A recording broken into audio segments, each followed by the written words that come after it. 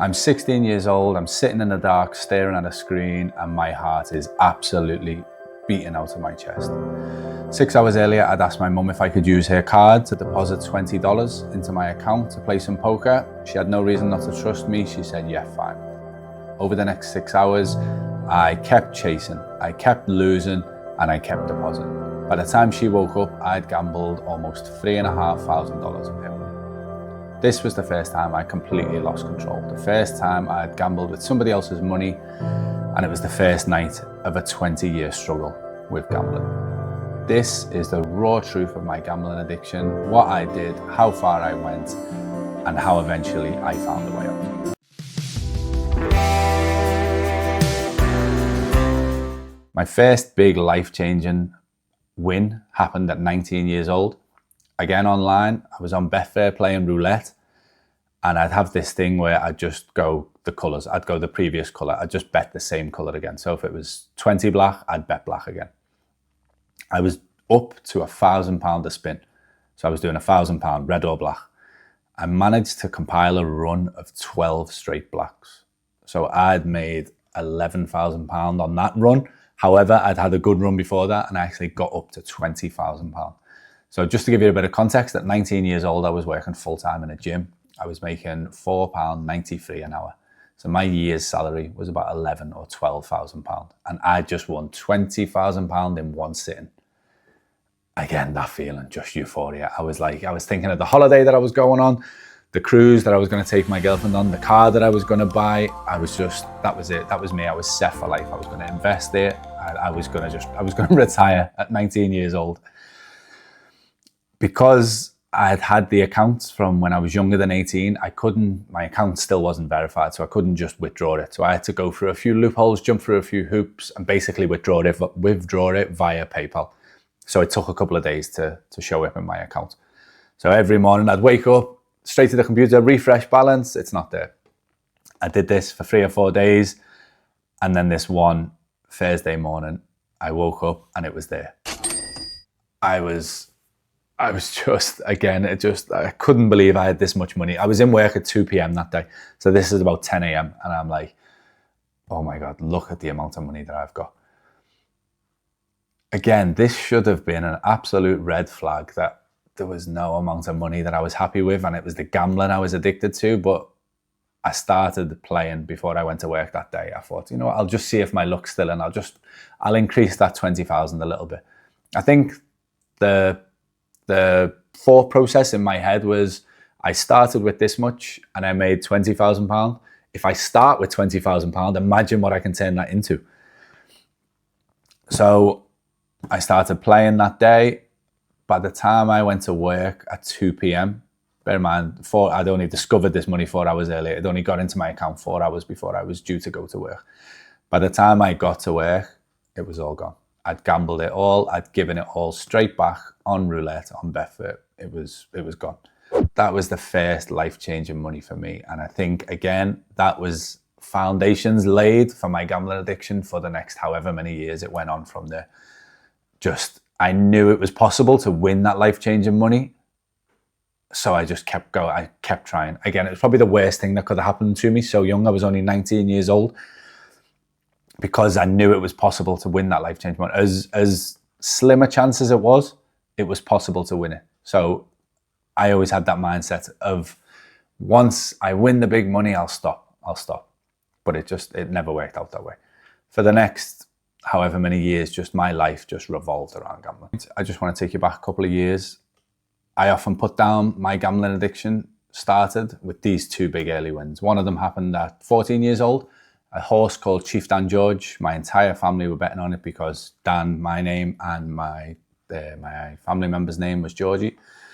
So the entire family was betting on it just for the namesake. And I remember we were all in my mum's living room watching it, and the horse was miles back. Like, it was completely done and dusted. It was finished in the race. The in-running odds on Betfair actually went out to 999 to 1. That's how far back it was. Somehow the jockey got it going, brought it through, and ended up winning the race. And I just remember the sheer joy in the room. Everyone was ecstatic. Everyone was involved in this win. And I still remember that so vividly over 20 years later. The other one, a year later when I was 15, that was more of an isolated incident. I managed to get a football accumulator on, pick 4 teams. I had 2 teams for wins and 2 teams for draws, and it was £2, a £2 accumulator. My 2 teams that I put down for win were both winning comfortably. The 2 draws were both losing or winning. I needed a goal either way to pull those games level. With 1 minute left, one of those games came in. They scored, it ended up a draw, so I had 3 out of my 4 legs up. That last one, it was in the 93rd minute, and I still remember it 23 years later. Wolverhampton Wanderers versus Coventry. 93rd minute, Coventry scored 2-2. The game finished a draw. I was buzzing. I'd come back from the dead. My bet was finished. I'd come back and won £140, which at age 15 was a hell of a lot of money for me.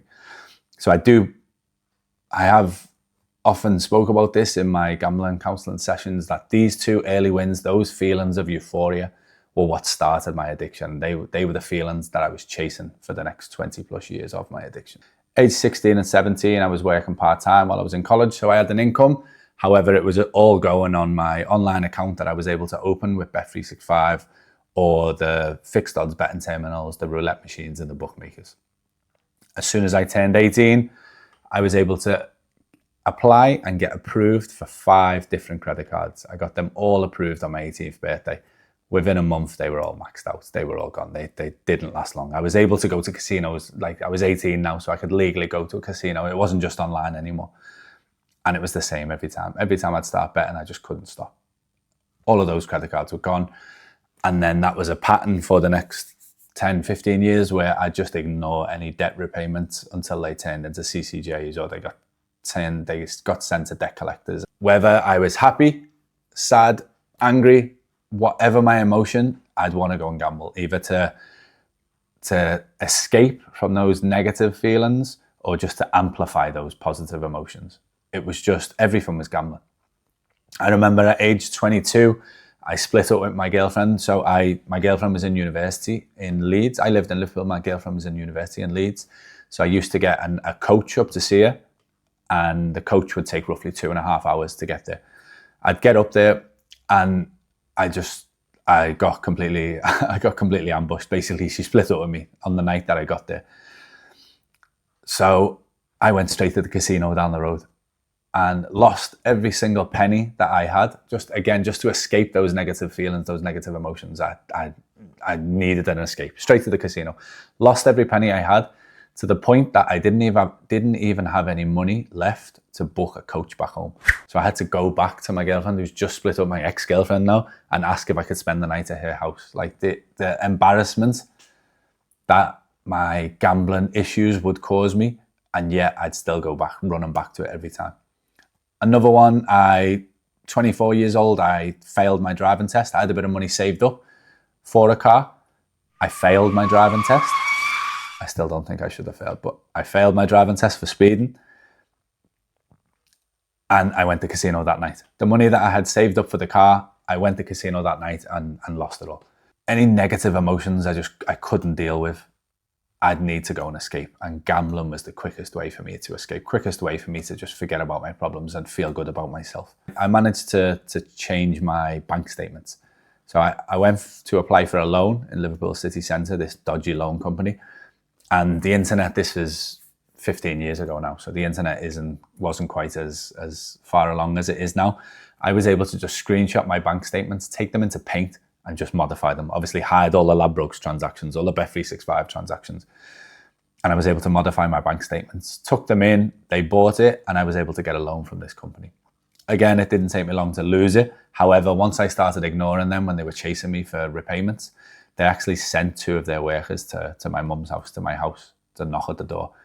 And I was there with my dad, and I remember them knocking at the door, and my dad's like, what's going on? Why is there like bailiffs? Why is there debt collectors at the door? And I had to explain my way out. I had to first of all get my dad to pay them, because obviously I had no money because I was gambling everything. I had to get my dad to pay them and sort of bail me out of that situation. And then that was a time when it sort of became a bit more obvious on how entangled I was with my gambling. At 25 years old, I had a pretty big incident. So I was working at restaurants. I'd been working at restaurants for a few years at this point, and I would often finish in the restaurant, go to the bar across the road where my friends worked, have a couple of drinks with them because they'd be open later than me, so they'd still be working. Once they'd be getting close to finishing up, I'd drive home. So I've already had a few drinks. I'm probably already over the limit at this point. Drive home, get changed, drive back to the pub. They'd be finished. I'd pick them up. I'd drive into the city centre. We'd then go on a night out, and then I'd drink drive everybody home, drop everybody off, and then take myself home. I always remember my sister saying to me, "Why do you do this, Daniel? Please stop it. I don't want to have to bury my baby brother." And I felt invincible. I said, I get away with it. Why wouldn't I do it? If anything ever happens, I promise I'll stop. This one fateful night in November 2012, I'd been out all night with my friends. I was taking one. First of all, there was 6 of us in the car. I was dropping one friend off who lived just outside the city centre. I did this, and then there was 5 of us in the car, and we were going back to my mum's house. My mum was actually away on holiday, so I was taking everyone back for a party at my mum's house. About 60 seconds out from my house, there's a massive hill that I go down. The hill is on a bend, it curls round to the right at the bottom, and I've done this journey 1,000 times. I don't actually remember going. I remember turning left at the top of the road to start going down the hill. And then my memory after that is gone. But what happened was, as I was getting close to the bottom of the hill and the curve, I've been going so fast, I've lost control. My back left tyre has clipped the curb. Because I've been going so fast, the car has then flipped up onto the left side and scraped down the door. So it's basically driving on the 2 left doors at this point. It's then hit another curb in front of it, flipped over onto the roof and rolled down an embankment and ended up sort of banged into the wall of a pub. I've no memory at all of the incident because I'll get to that in a sec, what happened to me. But again, just off everybody else's statements, I was lying on the roof of the car with my hands up, and the fire brigade had to cut the doors off the car to get inside to pull me out. The only memory of the incident that I've actually got in my brain is getting wheeled through the hospital, and the hospital was saying, "Who are you? Who are you? We need to tell your family you're here." And I just screamed, I'm not going to tell you. I'm not going to tell you who I am. Don't call anyone. I don't want anyone to know about this. And then I've woke up the next day in hospital, obviously confused as hell, not knowing what's going on. My sister's standing at my bed, and I sort of dazed, and I look, and there's a policeman standing at the bottom of my bed. And I say to my sister, I'm like, why is there a cop at the bottom of my bed? And my sister just goes like, shh. You've had an accident. You've had a car crash last night. And I instantly remembered where I was the night before, and just the heart sinking feeling of, oh no, it's finally happened. Like, I finally caused some damage. So my first question to my sister was, how is everybody? There was 4 other people in that car. She said, everybody's fine. You're the worst. You've got brain damage. So I'd actually been operated on that night, through the night without even knowing, and I had an emergency operation on my brain. I actually got brain damage in 2 places. One of the places was the memory part of my brain, and the irony is I can't remember what the other part of my brain was, but it was really like intense. It was really serious. I had to go to brain training for months afterwards. I go to a clinic once a week or twice a week to have these appointments to sort of try and retrain my brain and make sure there was no long-term lasting damage. But I do feel as I've gotten older that it's definitely impacted my brain. My short-term memory is absolutely terrible. This destroyed my faith in humanity a fair bit, because everybody in the car, other than one person, all turned on me, all gave like really damaging statements that they didn't know I was drunk. They didn't choose willingly to get in the car. They were out with me all night and they were coming back to the party, but that's for a different video.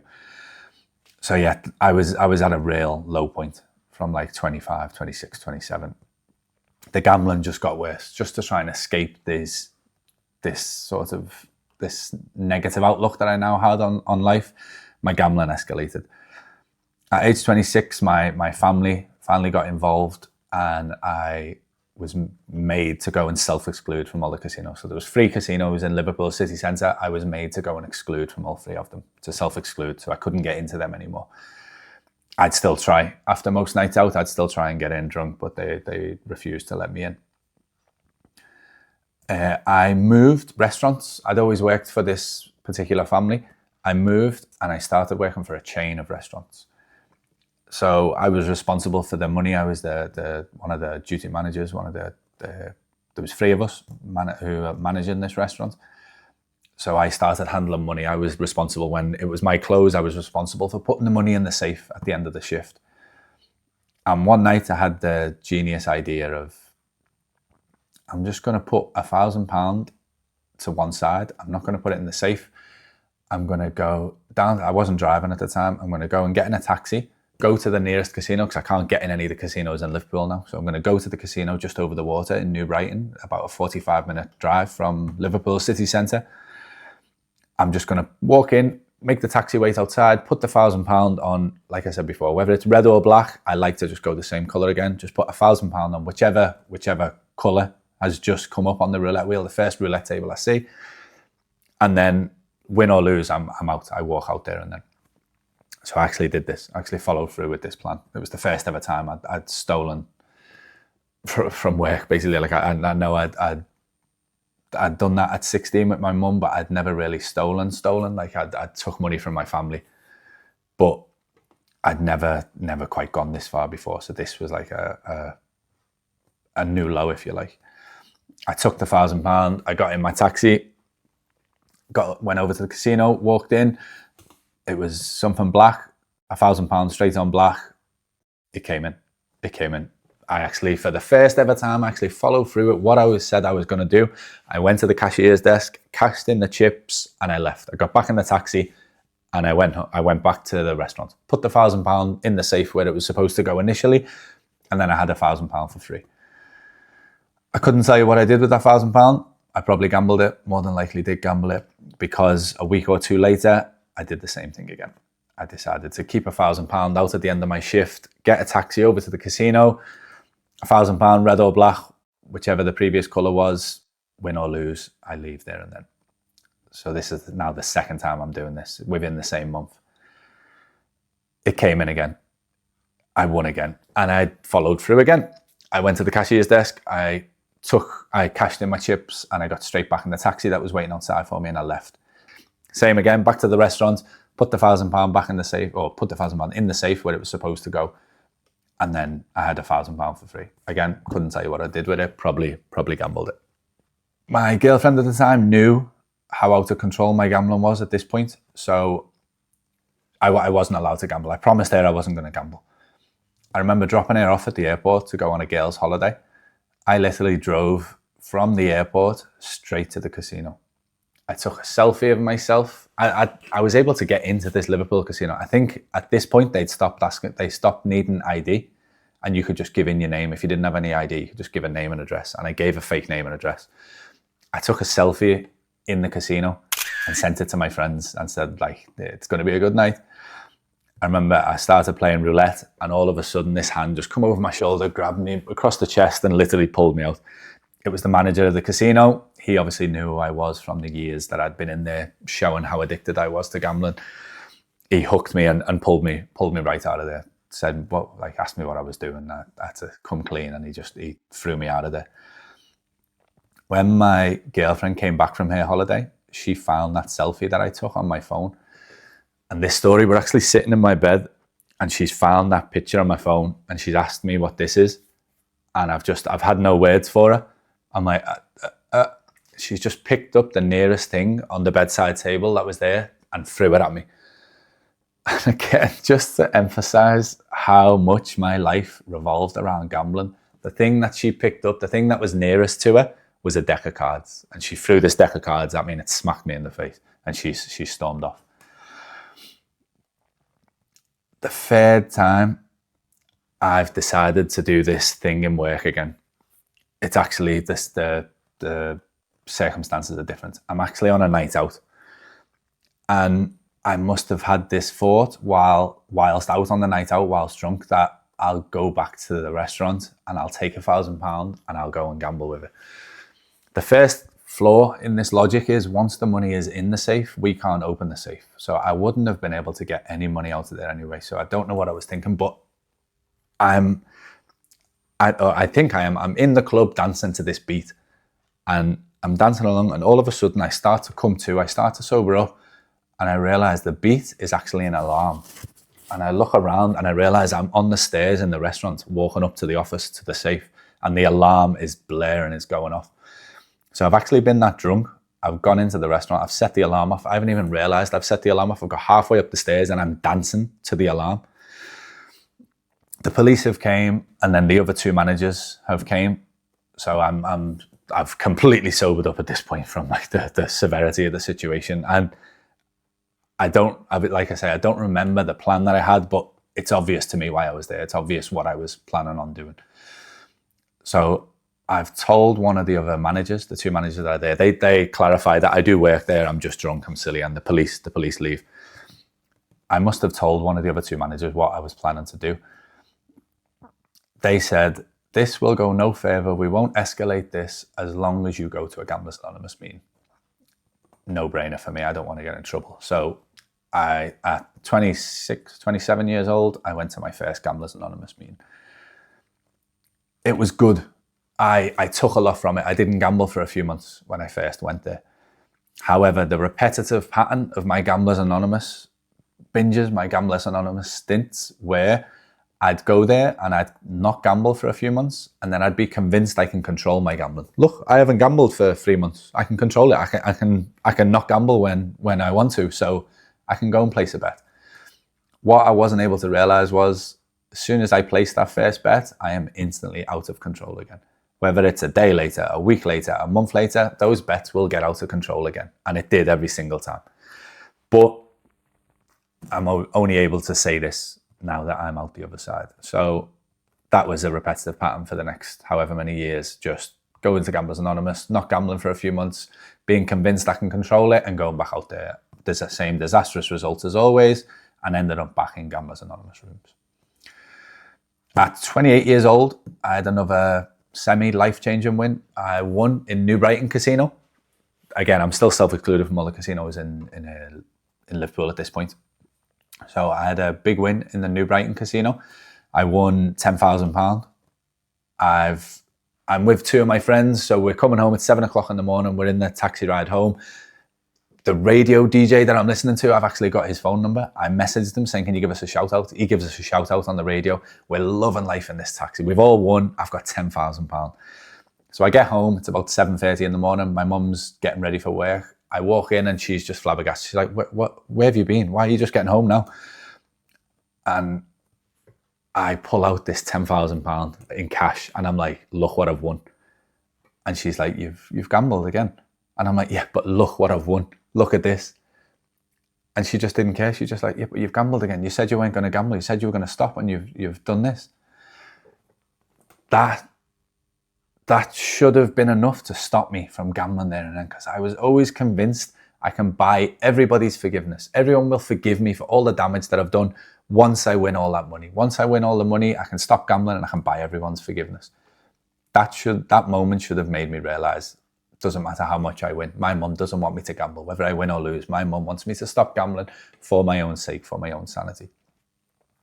Anyway, I tell my mum, you look after this £10,000 for me. My two friends are going traveling in 2 weeks' time. I'm going to go traveling with them. I'm going to use this money. In that 2 weeks, so I'm now managing a different restaurant at this point, and my assistant manager was really good at saving money. So in that 2 weeks, I've managed to get £5,000 off this guy who works for me. I'm supposed to be the manager, and I'm borrowing money off him, and I've gambled this £5,000 away. Luckily, he didn't have any more than that. That's all I could get my hands on, because if he had have had more, I would have took more off him and gambled more. Because chasing losses was my way out. I'll just keep going until I eventually win. But unfortunately, it never turned out like that. I had to call my mum. I had to tell her, listen, I've lost £5,000 and I need to put it back. I'm coming to your work. I need £5,000. So I pull up outside my mum's work, and my mum was never one for discipline. She never got angry. I've wound my window down. She's walked up next to the car and just threw this envelope in the window, threw this envelope of cash at me and walked off. And I remember being like, oh, wow, I've really upset it again here. I was able to give that £5,000 back, and luckily I was still able to go traveling about a week later at this point, because My mum was holding on to the other £5,000, which I couldn't get a hold of. Whilst I was traveling for 2 months. I didn't gamble once. I don't know if it was because for the first time I was experiencing life. I was enjoying life. I was away. I was in Cambodia. I was in Vietnam. I was in Bali. I was experiencing life. I was like living on a shoestring budget. I didn't have easy access to money. I wasn't working. I had to like live off my savings. Let's say savings. It was actually winnings. I don't know. I could never put down why I didn't gamble. Maybe it's just because those third world countries didn't have as in-your-face casinos and bookmakers, and I wasn't on my phone. I was actually experiencing life. I was actually living for the first time. Finished off in Australia, 2 weeks in Sydney, and I gambled when I got there. I gambled in the casino when I got there. I actually met a girl on my second to last night, an Australian girl, in a bar, and I said, tomorrow night is my last night in Sydney. Let me take you to the opera. Let me take like 2 birds, 1 stone. I can say I've took a girl out, and I can say I've been the opera bar. I can say I've been the opera house. She tells me it's 2 a.m. on a Friday night, Saturday morning. You'll never get opera tickets for a Saturday. I'm like, challenge accepted. Give me a number. I'll speak to you tomorrow. I go home. I go back to where I was staying, and the next morning I wake up and look at opera tickets, and I'm like, oh, sheesh. So I've got no money left at this point because, like I say, I'd gambled in the casino in Sydney. So I messaged my mum and my sister back home and got them to send me money over to buy opera tickets in order to take this girl out. And I was able to do so. My mum and my sister sent me the money, and I was able to buy opera tickets and take her out on a lovely date. And we had a really nice time. And then I went back to Liverpool the next day. The girl was traveling around Europe a couple of months later, and she was supposed to be going to London. So I told her, cancel going to London. There's not much to see there. Come and see me in Liverpool instead. And she come to see me for a week, and we really hit it off. We did a long distance relationship for a year. I wanted to turn my life around at this point. So I started for the first ever time seeing a gambling counsellor. A couple of months into this, I decided to move to Australia. So I was planning on moving to Australia. So I booked it for like six months later. I was going to move to Australia. I wanted to get myself right. So I saw this gambling counsellor religiously for these 6 months. I was doing my Gamblers Anonymous meetings in Liverpool city centre. And by the time I went over to Australia in May of 2016, I had some recovery. I had some abstinence behind me. I hadn't gambled for about 8 months. When I got here, Julie I'd told her my situation. I was upfront about it, and she'd actually found the local Gamblers Anonymous meetings for me to attend. And I was just like, what a girl. This is a girl I need to hang on to here. Like, she's really something. I've told her like my worst character defects, my worst features, my gambling addiction. And she's been so supportive of it, and she's actually found the local Gamblers Anonymous meetings for me to go to. So that was really an eye-opening moment. So for about 8 months, 9 months of being here, of being in Sydney, Australia, I didn't gamble. I was working regularly. I was working full time, so I was getting a paycheck every week. For the first time in my life, I had a savings account with money in it. I had a completely fresh credit score because I'd only just come to Australia, so they didn't know about all the CCJs and all the debt collectors that were chasing me back home. So I had like a new lease of life. I didn't gamble for about 8 months, 9 months. It would have been over a year actually that I didn't gamble. I didn't gamble for about over a year. In August of 2017, I discovered cryptocurrency. I discovered Bitcoin. I knew nothing about it, but I found a website where you can leverage trade. So basically the easiest way to describe it is it's not like I'm buying Bitcoin. It's like I'm betting whether Bitcoin goes up or Bitcoin goes down. And then the amount of leverage that I was using, basically, if Bitcoin would go up 3%, I would double my money. If Bitcoin went down 3%, I'd lose everything. So it's not like an investment where it goes up and down. As soon as it gets to a certain amount, either I've doubled my money or I've lost everything. There's no, it's going to go down, it'll come back up. Once it goes below a certain thing, they take my money and it's gone. If it goes back up, it doesn't matter. I've lost my money. It was basically investing on steroids. So I discovered this on a Friday. And that Friday night I actually made $4,000. The first day of doing Bitcoin, I'd made $4,000. I was hooked instantly. It was, in my mind, I was gambling all those years. Gambling was not the thing I was supposed to be doing. Bitcoin is the thing I was supposed, because I was always convinced I was going to be a compulsive gambler. I was always convinced I was going to be a professional gambler, but I ended up a fucking compulsive gambler instead. But once I started doing Bitcoin, I was like, this is it. This is what I was made for. I was supposed to do Bitcoin. I'm going to be a millionaire. Perfect. This is the way I'm going to be a millionaire. So this is the Friday. On the Saturday, that money starts to go down. So I didn't take that money out. I left that money in on the trade. On the Saturday, it starts to go down, and we're going for a scenic hike in what's called the Blue Mountains. It's a very lovely, beautiful place in Sydney, Australia, and just outside of Sydney. So as you can imagine, it's all mountains and rugged terrain, so the signal's not very good. So I'm like this, walking around the Blue Mountains with my hand up in the air, reaching as high as I can to try and get a signal, and I'm just watching my money disappear. I had a credit card at this point, but it was completely zero. Like, I had nothing on it. I hadn't used it at all. I just had it there. Like I said, I hadn't gambled for so long. By the time I left the Blue Mountains, I'd lost all the money that I won on that first day. I'd maxed out my credit card, and I'd lost all the savings that I'd built up from my savings account. Basically, overnight, everything just came back. The complete loss of control just came back overnight. And it was the same old story. I just couldn't stop until everything was gone. Once I couldn't get my hands on any more money, then that was the only way I could stop. That was the only way I couldn't gamble anymore. Within a few days, I managed to apply for a loan through my Australian bank account. And like I say, because I had a good credit rating over here, I had no history of debts, I had no history of gambling, I had like a full year of regular income into my bank. They approved a $25,000 loan for me. I lied and said it was for a wedding, and obviously it wasn't. They actually approved it and give me $25,000. Like a red rag to a bull. Straight into Bitcoin. I remember within a week, I had $47,000. I almost doubled it. A week later, it's down at $12,000. And it was just a roller coaster like that for a matter of about 2 or 3 months. Those highs were just amazing. Those lows were soul destroying, but those lows made the highs so much better. Until eventually the inevitable happened, and I gambled too much. I pushed my luck that much that it all went. I lost everything. By the end of 2017, I'd lost $57,000 on Bitcoin, cryptocurrency.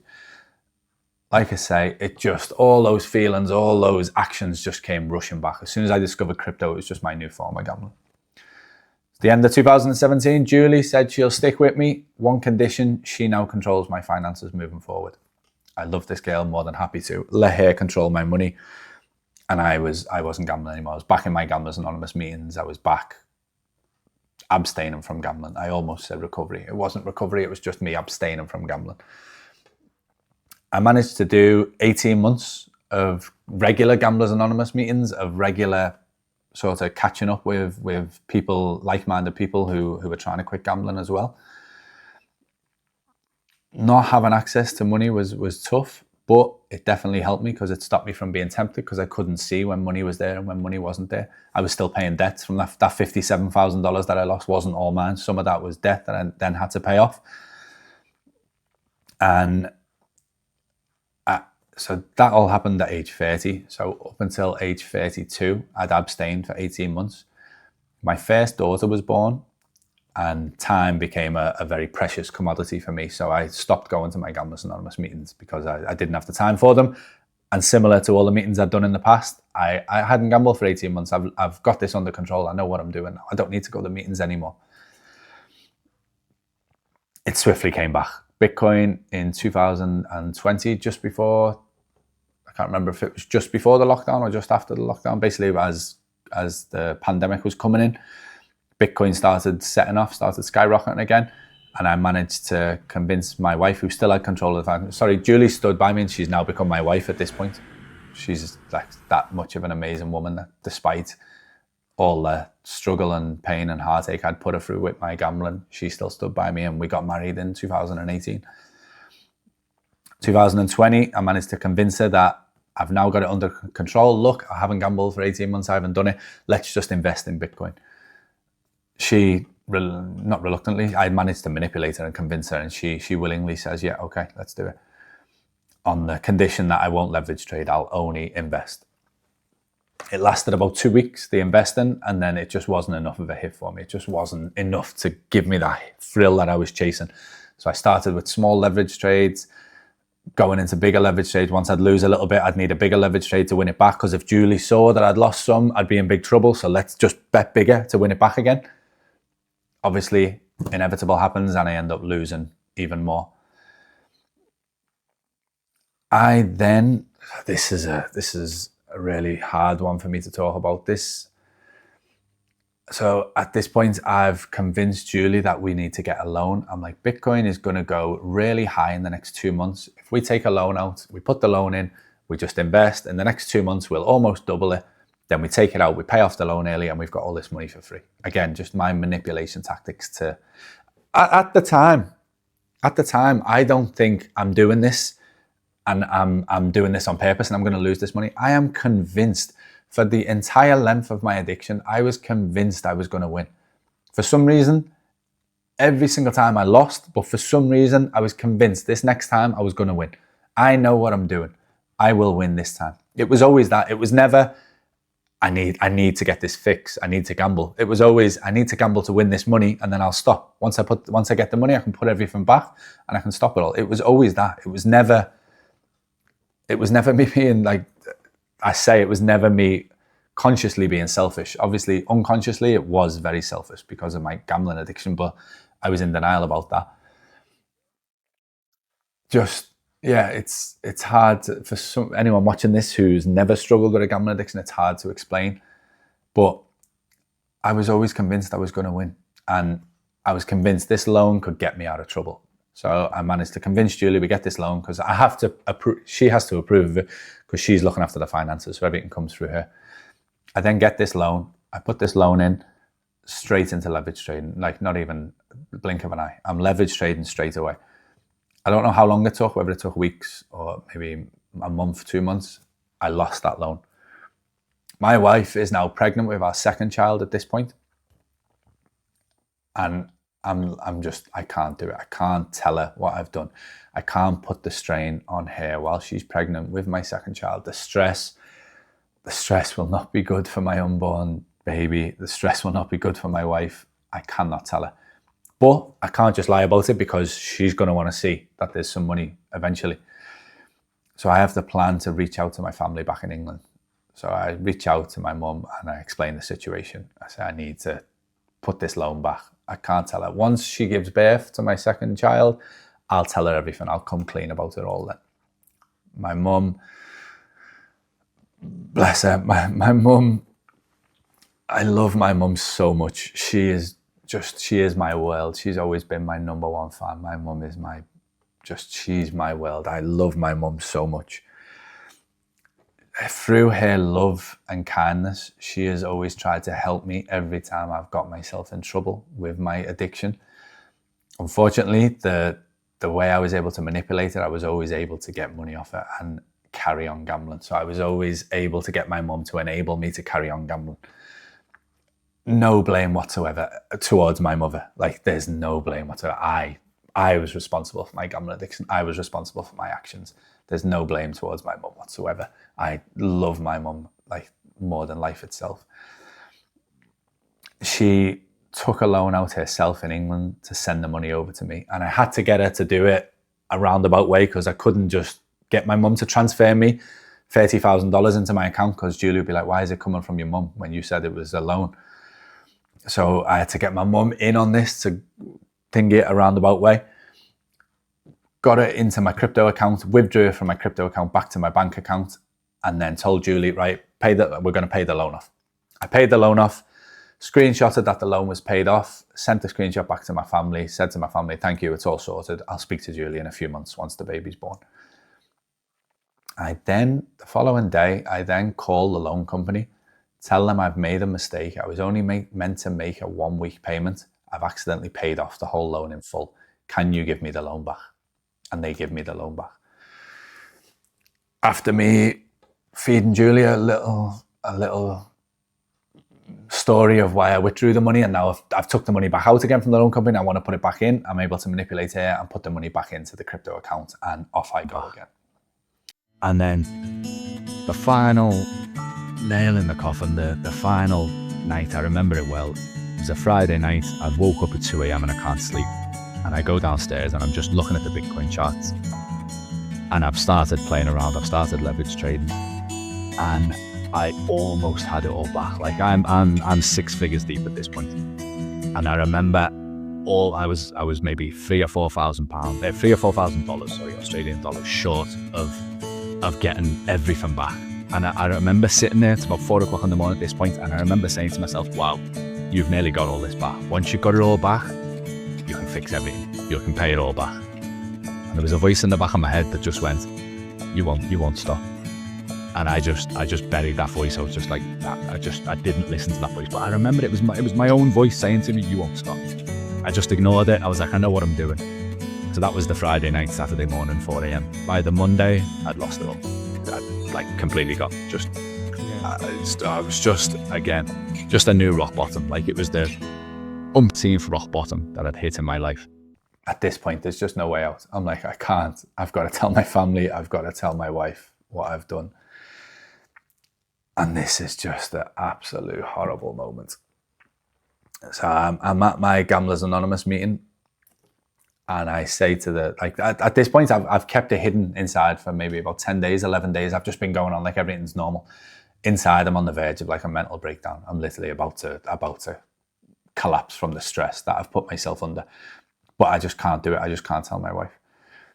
So I go to my Gamblers Anonymous meeting that night, and I tell them, it's 8 p.m. start, so it's about 10 p.m. by the time I'll be leaving. I say to them, if my wife is awake when I get home, I'm going to tell her I'm going to come clean. So the whole drive home, I am just praying that she is not awake. I am begging that she is in bed so I don't have to do this.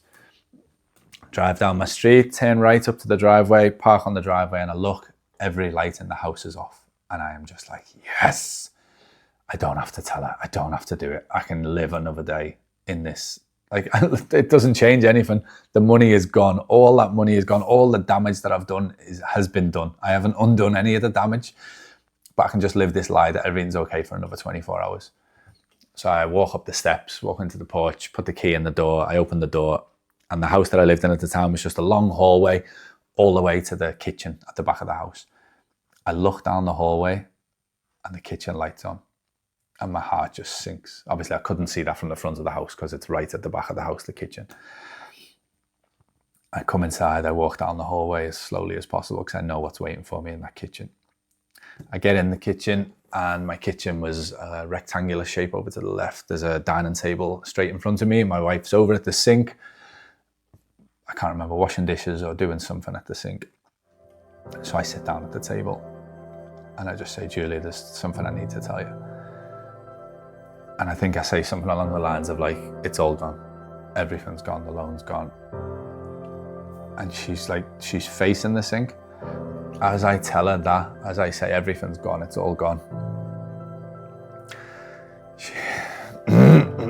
She turns around, puts her back to the sink, like slumps against the sink and the cupboards and just slides down to the floor, sits on the floor and just lets out this scream, this wail. I don't even know how to describe the noise that she makes, but it still haunts me to this day because I remember it so vividly. She's 5 months pregnant with my second daughter at this point, 6 months pregnant. I instantly go to dive out of my chair to get over to her. As soon as I push my chair out the way and stand up, she screams at me to not come near her and leave her alone. I just sit back in the chair, my head in my hands, and I'm just on the table like, how has this happened again? How have I put myself in this position again? How have I got myself here again? I go to work the next day. I'm desperate to just stay under the covers in my bed and just hide away from the world like it doesn't exist. But I know the best thing I can do right now is go to work because I have got a hell of a lot of debt that I have now got to pay. So I go to work the next day. When I get home from work, there's a suitcase in the hallway and it's packed with all my stuff inside. Now, if my wife is throwing me out at this point, I'm sure everyone listening would understand. Even the people who are struggling with gambling themselves who are listening at this point, I'm sure you would even think she's she's got every right to throw you out. The shit that you've put her through. She is that supportive and that much of an amazing woman. She is not even throwing me out. She's got my suitcase packed. She's put all clothes in there for me. She spoke to my uncle who lives in North Sydney. She's told my uncle what's happened. She said she's arranged for me to go and live with my uncle for the next 2 weeks. Then she wants to get me booked into a rehab centre. If I complete that rehab course, I can come back home afterwards. I'm just like, it's a no-brainer. I want my daughter in my life who's at home. I want my second child in my life who's not even born yet. I still want to make this relationship work. It's a no-brainer. Yes. 10,000 times yes. I go move in with my uncle for a couple of weeks and we get the spot in the rehab centre. I go to an inpatient rehab clinic for 3 weeks and it's the best thing I ever do. I learned so much in there. Like, the first thing they told me on walking in was, you'll never be able to love anyone else until you love yourself. And I'm like, what is this hippie shit? I'm like, what is this? I'm here to stop gambling. I'm not here to start loving myself. I learned so much on such a deeper level in rehab that the stuff I learned in there is the reason I was able to turn this all around and turn my life around. Don't get me wrong, it was hard being in there for 3 weeks, being away from my wife who's got a 1-year-old and she's 5 months pregnant. Luckily, my friends were able to move in for this period while I was away and help her with the everyday stuff of running the house and looking after my toddler. I come out of rehab and my friend from Gamblers Anonymous picks me up, brings me home. And I remember pulling up on the driveway and all Julie's family are there. They're all like welcoming me home with open arms. And Haley, my 1-year-old, looks at me. Hey, Julie's holding her. She looks at me and she looks at me like she recognizes me, but she doesn't know who I am. And that proper killed me. Like, I'd never been away from her for more than a day. I'd been away from her for 3 weeks at this point. So like, that made me think like she kind of forgot me. She kind of forgot who I was. And that was me. I vouched to myself, I never want to put them through this again. I never want to do that again. I never want to be away from my children again in a rehab centre or whatever. I never want to be away from my children for that long amount of time that they could forget me. For about 10 minutes, it's like, oh, welcome home, da-da-da-da-da-da. 10 minutes later, my mother-in-law has a list of jobs for me this long. I've been away for 5 weeks at this point. I have a list of jobs this long to fix in the house. My wife's 6-7 months pregnant. I've got a 1-year-old. I'm working full time. I'm doing all the overtime I can do to try and start putting a dent in these debts. As you can imagine, my life was pretty hectic, pretty stressful. I didn't have much spare time. I didn't put anything into recovery. I thought I just went to rehab. I've now took that pill in rehab and I'm cured. I won't gamble again. 6 months later, I know you've all just rolled your eyes, haven't you? You know what's coming. Bitcoin starts making moves again. I'm able to manipulate Julie one more time to do Bitcoin again, to let me start doing it again. Luckily, I'm not able to get my hands on that much money and I only do a little bit of damage. But this was the final wake-up call for me. This was right, it's now or never. I'm like, all that stuff I learned in rehab, why did I still go back to it? And I realized all that stuff in rehab was in my head, but it's stuff that I'm supposed to be practicing day in, day out, week in, week out. And I wasn't doing any of that. I just thought I took a pill and that's it. I'm cured now. It's not that. My recovery is me. It has to be maintained. I have to maintain my recovery, whether that's reaching out to somebody who's also struggled with gambling, who's now in recovery and relating to them and telling them how I feel and hearing their stories. Going to my support groups, seeing my psychotherapist, seeing my gambling counsellor. All of those things, I attacked this addiction from every angle that I could. Some people just do Gamblers Anonymous. Some people just do therapy. I did everything. I did gambling counseling. I did psychotherapy.